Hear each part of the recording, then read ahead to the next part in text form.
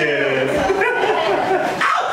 Oh, I'm not good with segues, so in between jokes, I say the word smegma. If you don't know what that is, it's the cheese on top of the penis or vagina taco, if you will. What? So, I'm just gonna go right into it.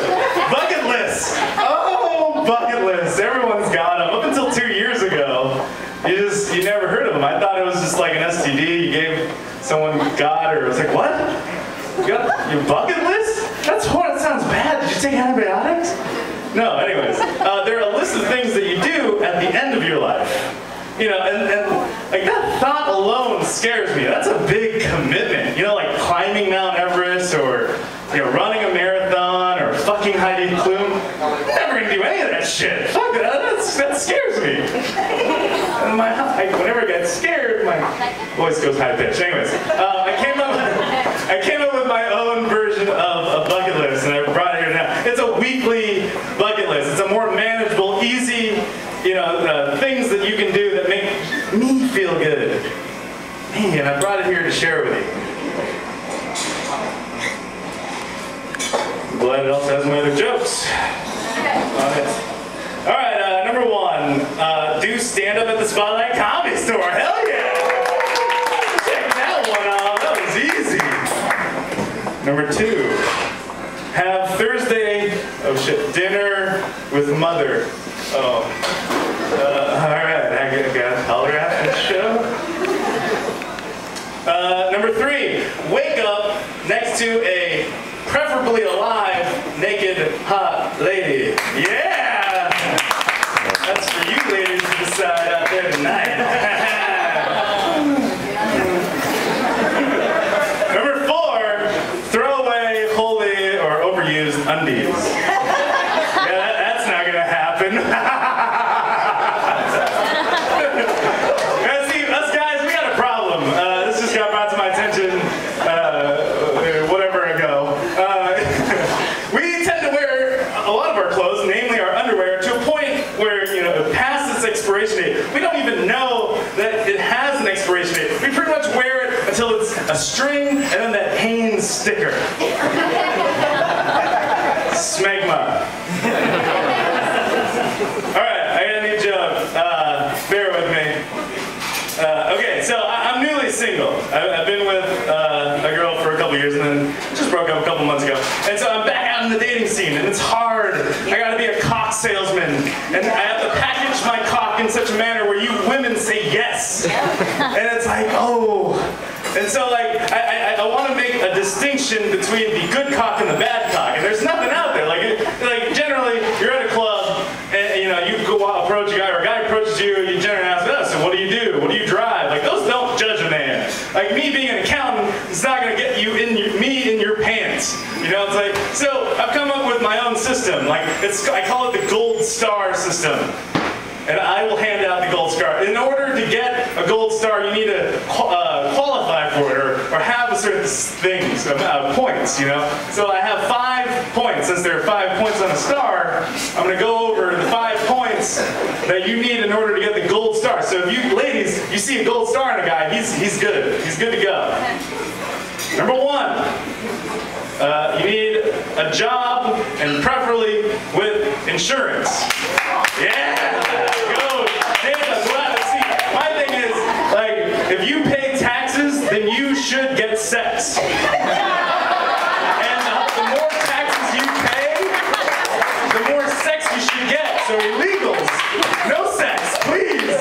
You can't pay for your children. I swear. Number 2, you need good credit. We all know how you ladies like to shop. I don't know. New joke. Anyway, and then let's see. Number 3, low or no emotional baggage / debt, because I equate debt with baggage, and vice versa. You don't want any of that.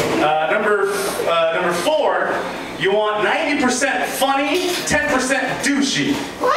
Because you women, you guys like men that are aggressive. You like a funny guy. Ha ha ha. It's always on the list of any Playboy playmate. It's like, oh, I want a funny guy.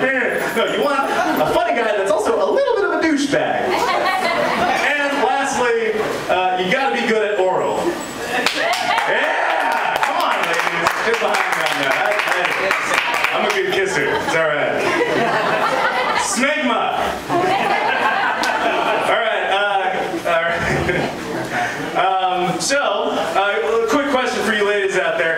where your keys are at? Can you find them real quick? All right, guys, I'm gonna give them a couple seconds. In one fell swoop. Okay, it's always funny because I don't know where my keys are. Okay, in one fell swoop, guys, can you show me where your keys are at? That's right. No, I'm good. And for me, okay, if people were participating, I would say that's the biggest pet peeve that I have with you women. Like, they say, just do it. That, you know, it's like finding your keys. Awesome like, they say that smoking a cigarette takes 8 minutes off the end of your life. Well, you women are straight up jacking 5 to 10 minutes of my life every time you try to get in your car or get in the house. And it drives me fucking insane. And like, I used to date this girl, she kept her car keys separate from her house keys. Why?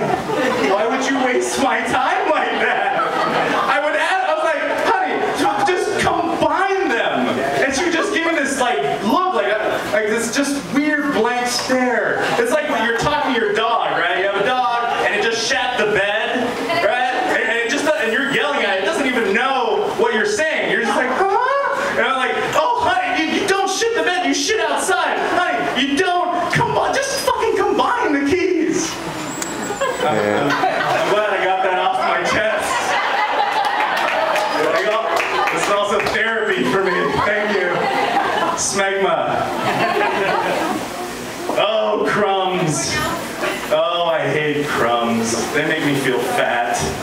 Anytime I have crumbs around me, it means I had a cookie, a baked good, some sort of deep fried carb, crispy carb. Like you skinny people out there, you don't have to worry about that. Eating your salads, your organic strawberries, that shit doesn't make crumbs. Even if you ate something that made crumbs, that shit would just fall straight down. Me, I got this like crumb magnet right here, just like it catches, and it's just all over the place. And what's worse is when your crumbs turn into half-eaten French fries. That just means you're a fat fuck, and you just leave shit everywhere, right? Smegma. Oh, I'm going. All right, great. All right. Porn. Yeah? Are we on board with that? Yeah. I love porn. I watch it. I watch it a lot since I'm single. I watch it a lot. And sometimes, even when I was with the girl, sometimes you watch porn and you want to bring what they do on TV into the bedroom. But what you don't realize is they're professionals. Right? And you, oh God. It's like if you were watching Kobe do a windmill slam dunk and you try to go outside and do the same thing on your turtle, that shit just ain't gonna end well. So,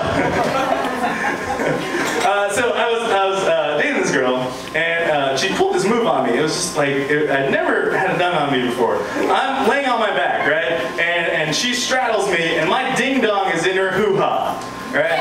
And she is grinding her pelvic bone right on this blubbery fat region right here. Just the bone, just grinding. And it's hurting. And I don't know, like, I hope it's feeling good for her, but for me, I'm just like, oh God, please. I'm trying really hard to stay hard. Alright? I tell my buddy this, and he's like, man, I know what that is. He's like, what? How do you... This happened to you? Yeah, man, that's the seal. It's like when the seal just jumps up out of the water and it lands on the ice with its shoulder back and just goes back and forth, back and forth. I'm like, oh God, it just hurts. And that's when I took out my bucket list and I checked off. Now I know what it feels like to be a dildo. Thank you, everybody.